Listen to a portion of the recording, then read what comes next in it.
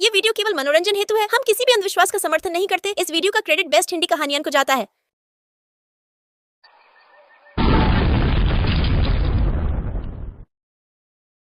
ये कहानी है खेमू की, जो वैसे तो एक किसान था, लेकिन फिलहाल बड़ी मुसीबत में था।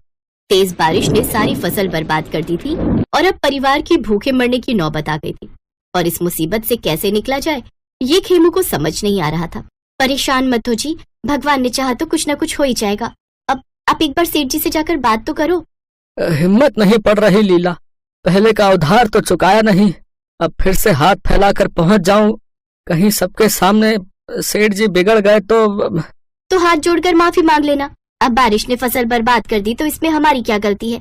एक बार बच्चों को तो देखो, कल से अन्न का एक दाना नहीं गया उनके मुंह में।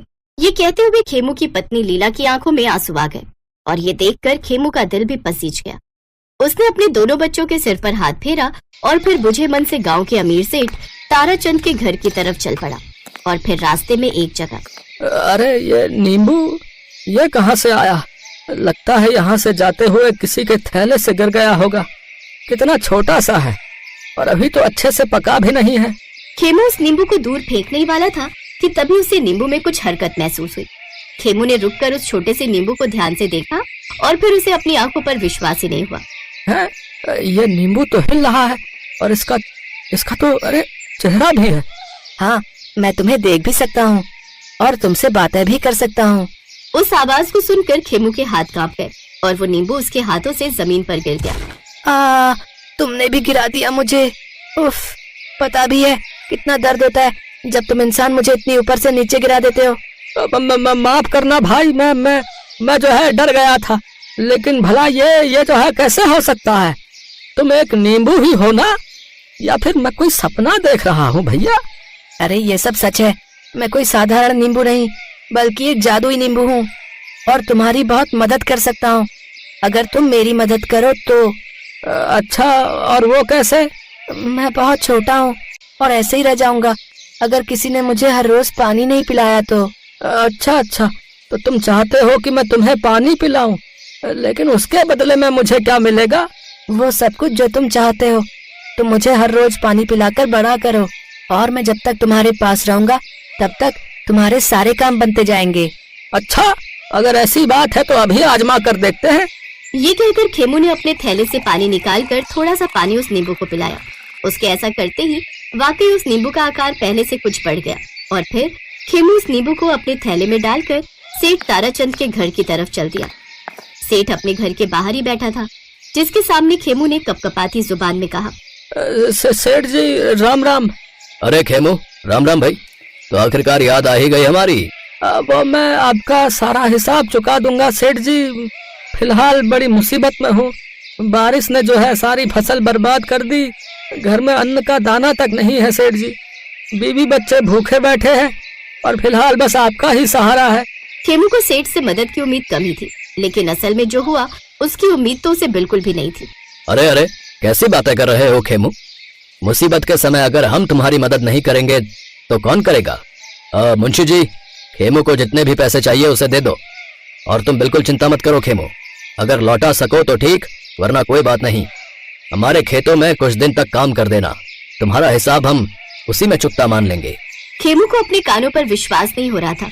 सेठ ताराचंद एक नंबर का खड़ूस आदमी था, लेकिन आज जिस तरह से वो खेमू की मदद करने को तैयार हो गया वो किसी जादू से कम नहीं था।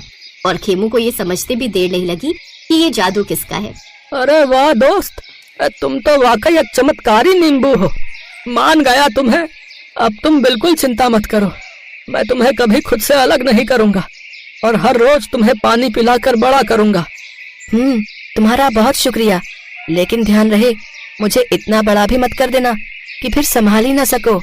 अरे एक नींबू ही तो हो, आखिर कितने बड़े हो पाओगे? तुम बिल्कुल चिंता मत करो और मेरे साथ मेरे घर चलो। ये कहकर खेमू उस नींबू को साथ लेकर अपने घर पहुंचा और अपनी पत्नी लीला को सारी बात बताई। लीला ने उस नींबू को अच्छे से घर के एक साफ कोने में रख दिया और फिर खेमू हर रोज उस नींबू को अपने हाथों से पानी पिलाने लगा। देखते ही देखते कुछ ही दिनों में वो नींबू आकार में काफी बड़ा हो गया। लेकिन खेमू को इस बात से कोई फर्क नहीं पड़ रहा था, क्योंकि उस नींबू के साथ साथ खेमू की हैसियत भी बढ़ रही थी। पहले उसकी फसल खूब अच्छी हुई और फिर फसल के दाम भी बहुत बढ़िया मिल गए। और बस यहीं से खेमू की किस्मत बदल गई। उस नींबू को पानी पिलाने के बाद खेमू ने जिस भी काम में हाथ डाला वो काम बढ़ता ही गया और खेमू दिन दूनी रात चौगुनी तरक्की करता गया।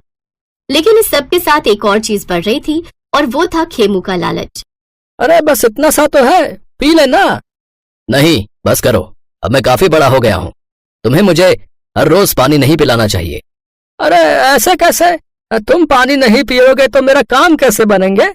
अरे आज एक बहुत बड़े सौदे के लिए जा रहा हूँ। हाँ, मुझे तुम्हारे जादू की सख्त जरूरत है भाई। नहीं, अब मैं और बड़ा नहीं होना चाहता। मुझे दर्द होता है। मान जाओ खेमू, वरना पछताओगे। अरे पछताएगा तो तू।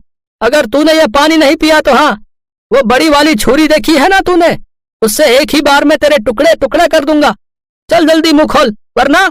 खेमू की इच्छाएं हर दिन बढ़ रही थी, साथ ही उस जादुई नींबू का आकार भी। हालत ये हो गई कि अब उस बड़े से नींबू को उठाकर घर के आंगन में रखना पड़ा। आकार हद से ज्यादा बड़ा होने की वजह से अब नींबू हमेशा उदास रहता था और ये देखकर लीला को बहुत बुरा लग रहा था।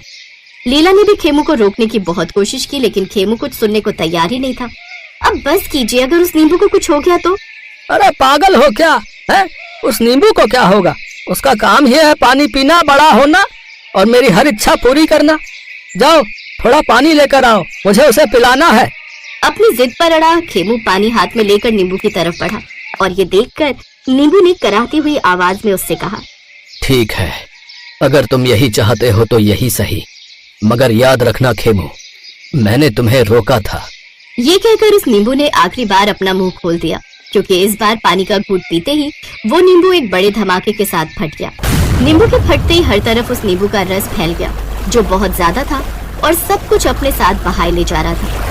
खेमू ने ये सब रोकने की बहुत कोशिश की, लेकिन अब कोई फायदा नहीं था। उस नींबू के फटते ही खेमू की अच्छी किस्मत भी उसका साथ छोड़ चुकी थी। उसे उसके लालच की सजा मिली और वो फिर से गरीब हो गया।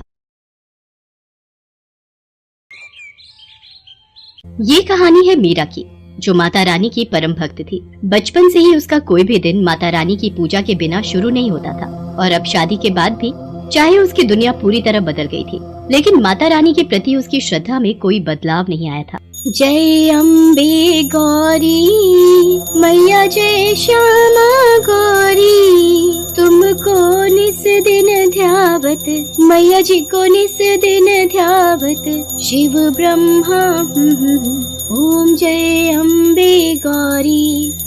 मीरा, ओ मीरा, मुझे खेत जाना है, जल्दी से कुछ खाने को दे दो। मीरा ने माता रानी की आरती को छोड़कर अपने पति की बात का कोई जवाब नहीं दिया। तभी उसके दोनों बच्चे पिंकी और मोनू वहाँ आ गए और अपने पिता कन्हैया से बोले, बाबा स्कूल जाना है, अगर देर हुई तो मास्टर जी बहुत डांटेंगे। आप माँ को बोलो ना हम दोनों के लिए खाने का डब्बा देने को। मैं क्या बोलूं बेटा, देख तो रहे हो तुम्हारी माँ का ये पूजा पाठ जब तक खत्म नहीं होता तब तक तो वो ना तो किसी की बात सुनेगी और ना ही अपनी जगह से हिलेगी। लगता है आज हम सबको भूखा ही जाना पड़ेगा। इतना कहकर कन्हैया दोनों बच्चों के साथ घर से बाहर जाने लगा, लेकिन उससे पहले ही मीरा ने आवाज दी, अरे रुक जाओ जी, इतना भड़कने से पहले जरा अंदर कमरे में जाकर देख तो लेते, खाना बनाकर कब का रख दिया है मैंने। और तुम दोनों, तुमसे कहा था ना कि खाने का डिब्बा तुम दोनों के बस्तों में मिलेगा, सुनते नहीं हो एक बार में।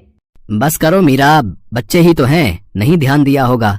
हाँ ये बच्चे हैं और आप 60 साल के बूढ़े, सब कुछ हाथ में चाहिए। अब चलिए, माता रानी की आरती तो छुड़वाई दी बीच में, अब चलकर खाना खा लीजिए, भूखे पेट तो नहीं जाने दूंगी घर से बाहर। और तुम दोनों नाश्ता करके फौरन स्कूल जाओ, वरना मास्टर जी से पहले मैं तुम दोनों की पिटाई कर दूंगी।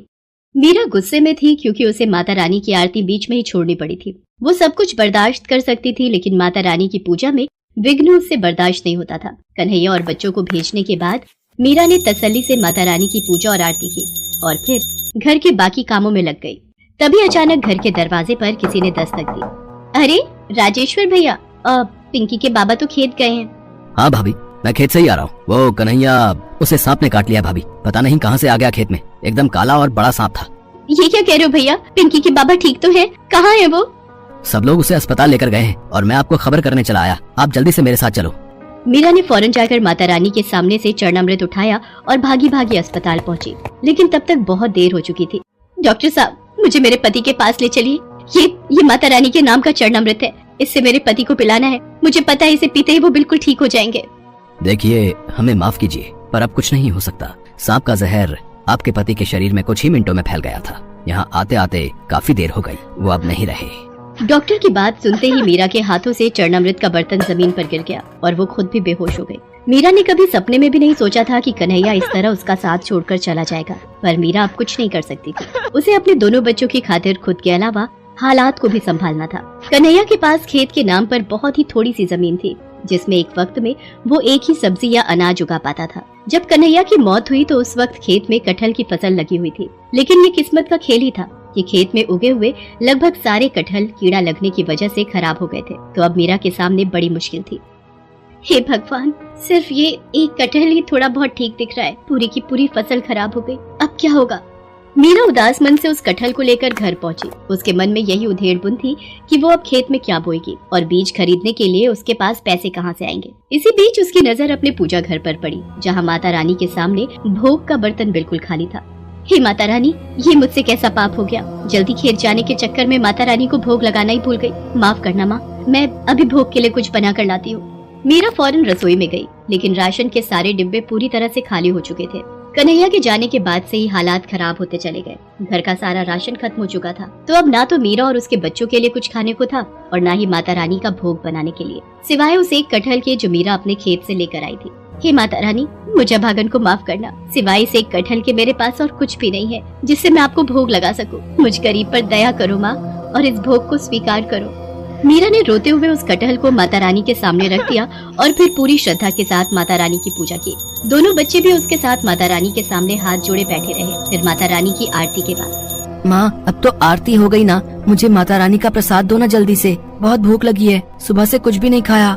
नन्हे से मोनू की बात सुनकर मीरा को और भी रोना आ गया। उसे समझ नहीं आ रहा था कि आखिर वो उस कच्चे कटहल को बिना पकाए अपने बच्चों को कैसे खिलाए, लेकिन फिर भी उसने कटहल को माथे से लगाया और उसे काटने लगी। हे माता रानी, काश ये कटहल थोड़ा बहुत पक गया हो ताकि मेरे बच्चे कुछ तो खा सके। इसी उम्मीद के साथ मीरा ने पूरा कटहल काट दिया और ऐसा करते ही उसकी आंखें चमक उठी। हालांकि वो कटहल खाने लायक तो नहीं था, लेकिन फिर भी उसके अंदर कुछ ऐसा था जो बहुत ही अनोखा था। माँ, इस कटहल के बीज इतने क्यों चमक रहे हैं? क्योंकि ये बीज सोने के हैं पिंकी, ये जरूर माता रानी का चमत्कार है। मीरा ने माता रानी के सामने सिर झुकाया और फिर तुरंत ही उस कटहल से सारे बीज बाहर निकाल लिए। वो सारे के सारे बीज खालिद सोने के थे। मीरा ने उनमें से एक बीज गांव के सुनार के पास जाकर बेच दिया। उस बीज के बदले मीरा को काफी सारे पैसे मिल गए, जिससे सबसे पहले मीरा ने बच्चों को पेट भर खाना खिलाया और फिर घर के लिए काफी सारा राशन भी खरीद लिया।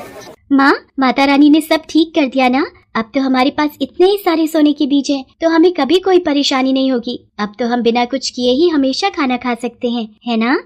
नहीं बेटा, भले ही माता रानी का आशीर्वाद हमारे साथ है, पर हमें मेहनत का साथ नहीं छोड़ना चाहिए। मीरा जानती थी कि उसे उन सोने के बीजों का क्या करना है।